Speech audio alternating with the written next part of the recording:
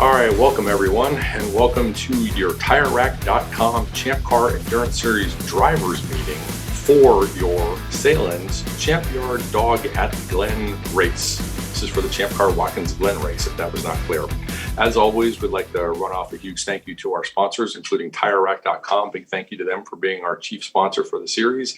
Also, Frozen Rotors, Racing Radios, Lifeline, RVA Graphics and Wraps, Bell Racing, the official helmet of Champ Car, and NLA Parts, and UUC Motorworks. We'd also like to thank Chandler School, the sponsor of our Sportsmanship Award, and our class sponsors, Discovery Parts, MoneyShiftRacing.com, and Krispy Kreme. Huge appreciation to all the sponsors, and especially a big thank you to the Sahlen's family, along with the Notamaker family. Those of you who've been following racing for a long time are familiar with the Sahlen's family and the Sahlen's brand, along with the Notamaker family, and you know their history at Watkins Glen. It's a real treat to have them on board with us. This is probably 4 or 5 years now they've been on board with us here at this race. So huge thank you to you guys. Looking forward to seeing you there. As always, I want to take a minute and thank the racers for racing with us. There's a lot of options out there. We appreciate you guys racing with us. Those of you that are here with us for the first time, thank you for choosing to race with us. Those of you that have stayed with us for a while, we appreciate it. We know 2020 was a difficult year. We didn't get to run this race last year, so we're really excited to be back. Thank you to the staff and the employees, those of you that have given up your time in the race cars to come work with us. We appreciate you guys too. So moving right into this thing, I'm going to try and keep this short. I was talking to Polly about it as we were starting to film this thing, and there is just so much going on at this race. I usually encourage you. This time I'm going to try and do more than just encourage you to please go read the supplemental rules, read through the forum, check the website.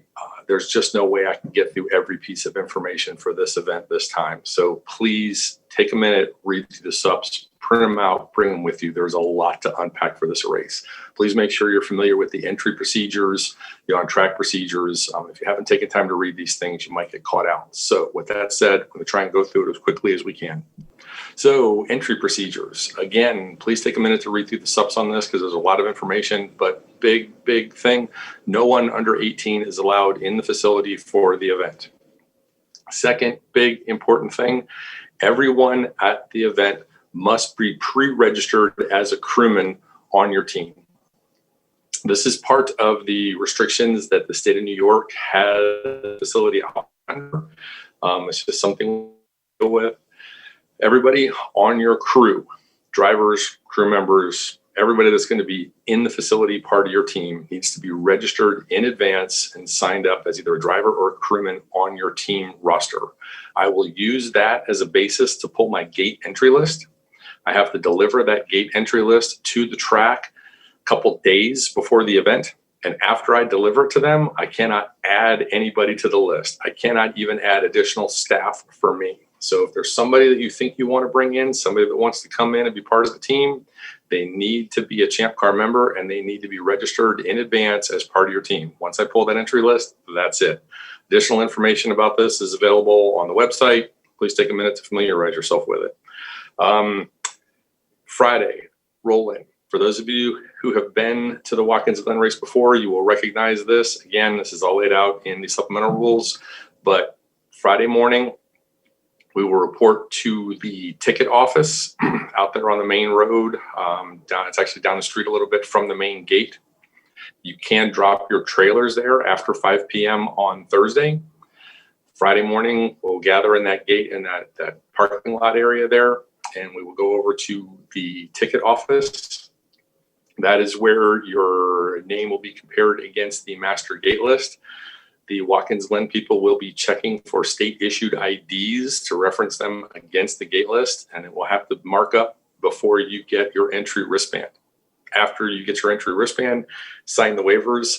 You can bring your Champ Car waivers in advance. They'll be linked in this email. And again, they're linked on the website. But the Watkins Glen waivers have to be signed in person at the track. So you take your team over to the ticket office. You'll get your IDs checked, sign your waivers, get your wristbands to enter the track. These are not your driver wristbands. These are just your wristbands to enter the track for the weekend. When you go back over to your rigs, gates will open at the usual time, roll in through the gates, head into the paddock area. If you have somebody who is not going to be there Friday, you have one driver or somebody coming late, again, they must be on the gate list, but the security guards will be checking the entry list and issuing wristbands Saturday and Sunday at the main gate. So they'll just go over there. But for Friday, for the roll-in, you have to go park in the parking area. I think it's lot 4, and then go over to the ticket office, waivers, etc., and then get your wristband and go in. It's a little bit of a couple of steps, but it's just part of the normal process. Again, those of you who have been here before will recognize it. Those of you who have not, please consult the maps and the charts. Do not roll over and try to get in line at the actual entry gate early. You will back up quickly out into the street. The local authorities do not like it. It makes it difficult for the track, and it causes problems for them. Do not go over into the gate area until the actual gate opening time. When is that gate opening time? Consult the supplemental rules. It's all in there. Friday, tech and registration will open at the times listed in the supplemental rules. If you are into an event this year, you should have your tech already saved electronically. If you've made any changes to your car, just go in, update your tech form, head straight over to registration. If this is your first event of the year, team captains, you need to go and open your entry registration, find the tab about submitting a tech form, fill it out. It mirrors the old paper forms. Do the math on your car, submit it, it'll save it. When you go through tech, the tech inspectors will check your safety gear, only your safety gear. They will electronically check off the form for your annual tech, put the sticker on your car, and then you can head over to registration.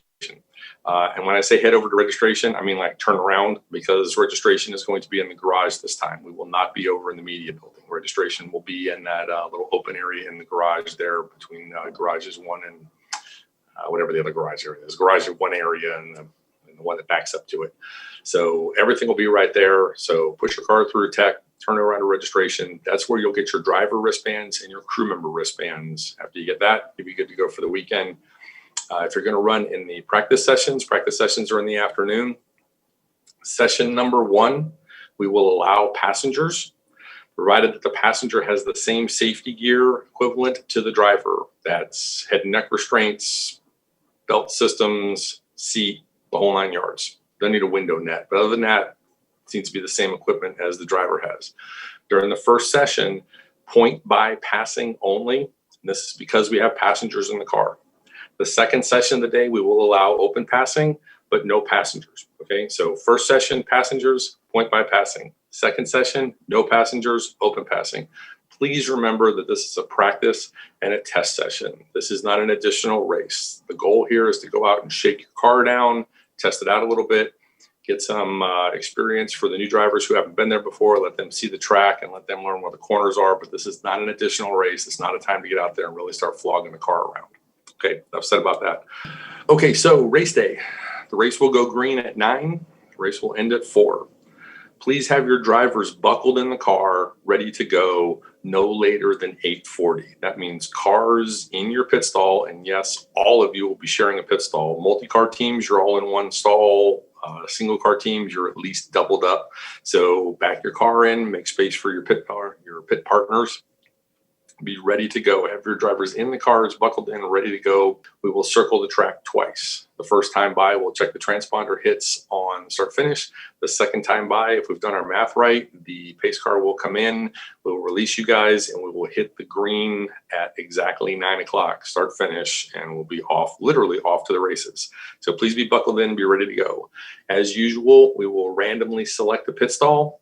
Cars in that pit stall will be directed out first behind the pace car, and then we will go increasing up pit lane. Let's say we start with number, for argument's sake, 19. We'll go 20, 21, 30, all the way up to the end of pit lane, and then 1 and up to 18. On Sunday, we'll start at the same spot and just reverse the order down pit lane. So trust me, we'll have enough people on pit lane to walk you through it. If you've done this before, it'll all be normal for you. If you haven't, it's easy breezy, but just be buckled in the car and ready to go by 8:40. A lot more information about this is available on the subs. If you are new to Champ Car Racing, if this is the first time you're going to get out there and take a green flag lap with us, or if you have not raced with us in a while, like a couple of years, please take a few minutes and watch the new driver video. That will be linked in the email that this video came in also. It's also available on our forum. There's a tab for the new driver video. That gives a lot more information, a much deeper dive about how we manage the race in general, how we officiate the race, how we manage cars on pit lane, how we manage pit stops, fueling rules, all that kind of stuff. So if you're new to Champ Car or you just want a good refresher course, please take a minute and go watch that video. If it seems like I'm brushing through things here pretty quickly, it's because I'm anticipating that most of you already know how we manage pit lanes and how things work. So if you're unfamiliar with that, please watch the new driver video. Remember about Watkins Glen. Watkins Glen does not do hot pulls. If we have to go out and recover a car, we have to go and do any track cleanup, any issues on track, or we have to put any safety people out, Watkins Glen will have us deploy the pace car, gather the field up behind the pace car, and then they will send the safety equipment out. This means that we will have a lot of pace cars out, so just be ready for it. If you see the double yellow, probably a good time to talk about yellows, just a quick refresher. If you see the double yellows, it means we're putting out the pace car. If you're the first car, the leader, the number one car, congratulations, happy you're the leader.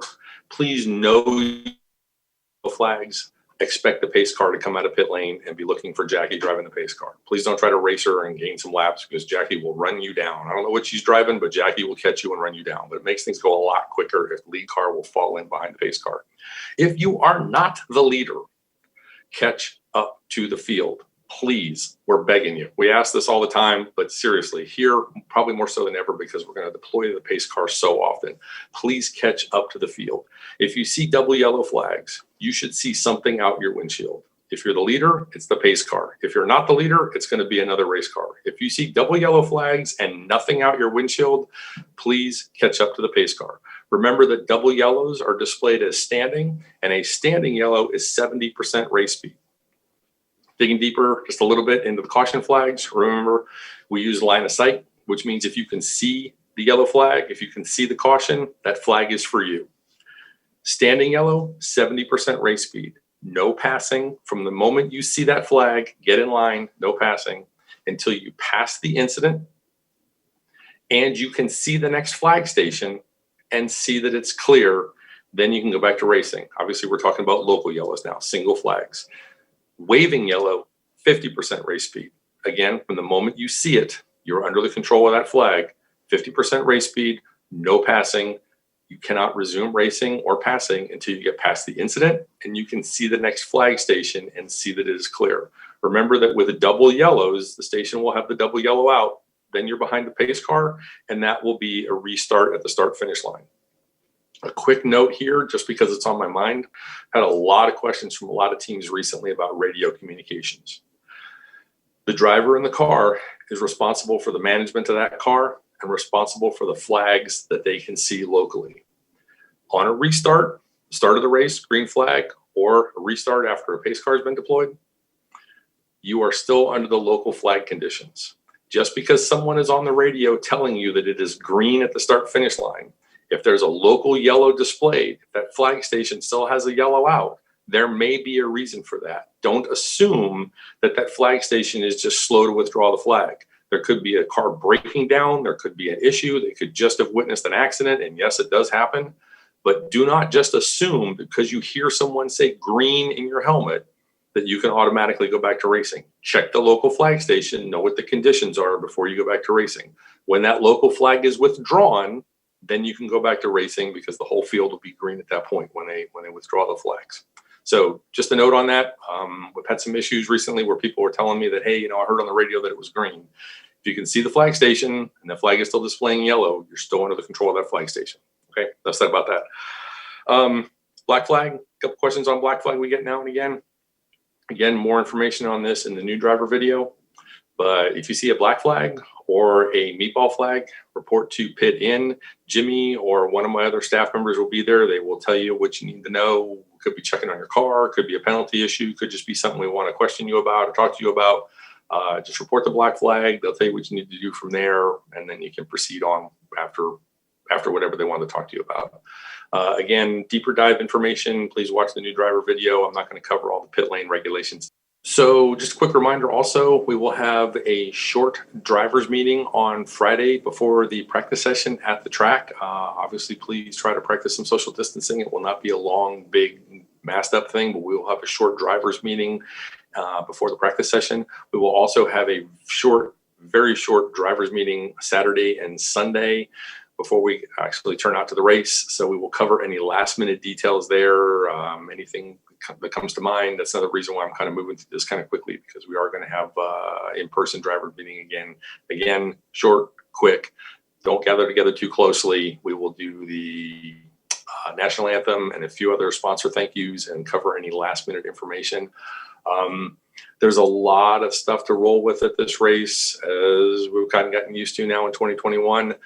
Watkins Glen was one of the races that we were just not able to run last year. It was so early in the COVID situation, and we tried. We canceled it once and had to cancel it again after the second date got pushed. So we were hugely thankful to be back at the track. We're thankful for the sponsors that are still with us, and we appreciate the track kind of rolling with us. We are one of the larger organizations that they're able to get in this early as the season begins to open up. So big thank you to the track for working with us. Again, some of these restrictions are a little uncomfortable, but let's just be thankful that we're able to get back out and race again. Please just kind of work with the track a little bit. And that is it. Again, appreciate you guys travel safely, and we look forward to seeing you at Watkins Glen.